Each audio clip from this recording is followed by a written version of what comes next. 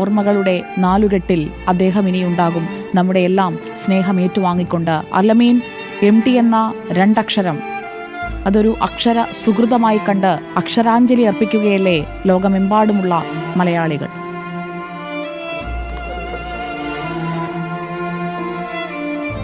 ഒരു സംശയവുമില്ല സുജ, കേരളത്തിൻ്റെ സംസ്കാരത്തിനും മലയാള ഭാഷയ്ക്കും എഴുത്തിനും ഭാരതീയ സംസ്കാരത്തിൻ്റെയുമൊക്കെ ഒരു വസന്തോത്സവമായി മാറിയ ഒരു മഹാപ്രതിഭയാണ് MT എന്ന കാര്യത്തിൽ സംശയമില്ല. കൂടല്ലൂരിൽ ജനിച്ചെങ്കിലും കോഴിക്കോടിൻ്റെ സ്നേഹത്തിൽ അലിഞ്ഞ മലയാള ഭാഷയ്ക്കൊന്നാകെ ഒരു മുതൽക്കൂട്ടായി മാറിയ MT നമ്മളെ സാക്ഷിയാക്കി, നിളയെ സാക്ഷിയാക്കി യാത്ര പോയിരിക്കുകയാണ്, അല്ലെങ്കിൽ മടങ്ങിയിരിക്കുകയാണ്. തിരിച്ചുവരവില്ലാത്ത, രണ്ടാം ഊഴമില്ലാത്ത ഒരു യാത്ര. മലയാളികൾക്ക് വായനയുടെ ഒരു മഞ്ഞുകാലം സമ്മാനിച്ച MT ആണ് എഴുത്തിൻ്റെ രണ്ടാം ഊഴമില്ലാത്ത മറുലോകത്തേക്ക് യാത്രയായിരിക്കുന്നത്. നിളയെയും നമ്മളെയും സാക്ഷിയാക്കി എന്നുള്ള കാര്യത്തിൽ സംശയമില്ല.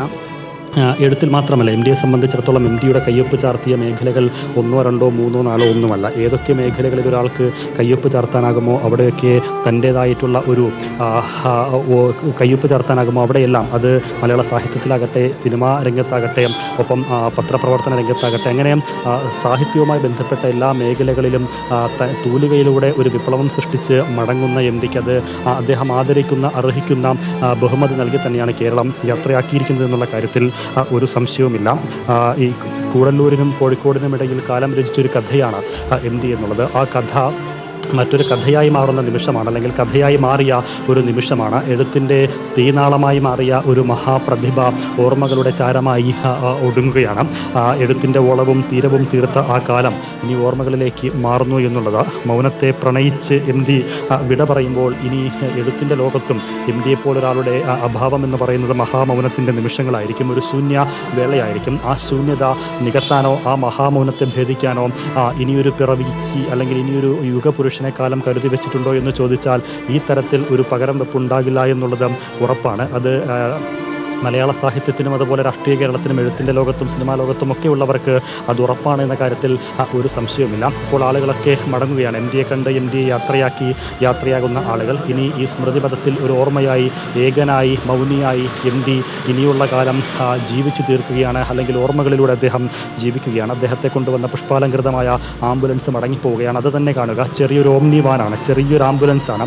സാധാരണ ഇതുപോലൊരു പ്രതിഭകളെ കൊണ്ടുവരുമ്പോൾ വലിയ സംവിധാനങ്ങളുള്ള, സൗകര്യങ്ങളുള്ള ആംബുലൻസിലാണ് കൊണ്ടുവരുന്നതെങ്കിൽ MTയെപ്പോലൊരു മഹാപ്രതിഭ, സാധാരണയിൽ സാധാരണക്കാരനായി ജീവിച്ചു മരിച്ച മഹാപ്രതിഭ, ഒരു സാധാരണക്കാരനായി മടങ്ങാൻ ആഗ്രഹിച്ച മഹാപ്രതിഭ, വെറും ഒരു സാധാരണക്കാരനാണെങ്കിൽ പോലും അസാധാരണത്വത്തിൻ്റെ പല തലങ്ങൾ സൃഷ്ടിച്ച MTക്ക് അദ്ദേഹം അർഹിക്കുന്ന യാത്രയയപ്പ് നൽകിയാണ് കേരളം യാത്രയാക്കിയിട്ടുള്ളത്. പക്ഷേ ഈ ഔദ്യോഗിക ബഹുമതിയും ഈ യാത്രയയപ്പുമൊക്കെ MTയെ സംബന്ധിച്ചിടത്തോളം MT കേരളത്തിന്, മലയാള സാഹിത്യത്തിന്, എഴുത്തിൻ്റെ ലോകത്തിന് സമ്മാനിച്ചതും അദ്ദേഹം നൽകിയ, അദ്ദേഹത്തിലൂടെ ലഭിച്ച ആദരവുകളുമൊക്കെ വെച്ച് നോക്കുമ്പോൾ ഇതൊന്നും MTക്ക് നൽകുന്നത് പകരമാവില്ല എന്നുള്ളത് ഉറപ്പാണ്. പക്ഷേ നൽകാവുന്നതിൻ്റെ പരമാവധി ബഹുമതി നൽകി തന്നെ സംസ്ഥാനം MTക്ക് യാത്രയയപ്പ് നൽകിയിരിക്കുന്നു. എഴുത്തിൻ്റെ യുഗപുരുഷന് യാത്രയയപ്പ് നൽകിയിരിക്കുന്നു. ഇനി എഴുത്തിൻ്റെ ലോകത്ത് വെറും എഴുത്തുകളായി അദ്ദേഹം അവശേഷിക്കുകയായിരുന്നില്ല, അല്ലെങ്കിൽ അദ്ദേഹത്തിൻ്റെ കൃതികൾ, അദ്ദേഹത്തിൻ്റെ രചനകൾ, അദ്ദേഹത്തിൻ്റെ പേനത്തുമ്പിൽ നിന്ന് അടർന്നു വീണ ശബ്ദങ്ങളും അക്ഷരങ്ങളും വാക്കുകളും വാക്യങ്ങളും എഴുത്തുകളും ഒന്നും വെറും ഒരു കൃതി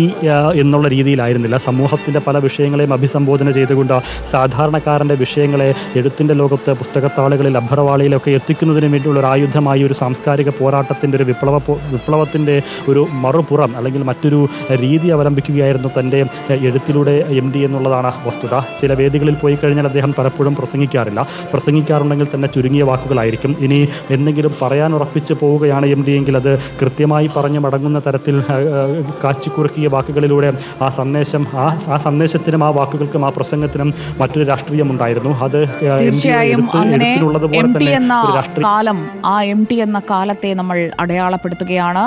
ആ കാലാധിവർത്തിയായി ജീവിക്കുന്ന ഒരുപാട് ഇതിഹാസ തുല്യമായ ഏടുകൾ സമ്മാനിച്ചാണ് അദ്ദേഹം നമ്മളോട് വിട പറയുന്നത്.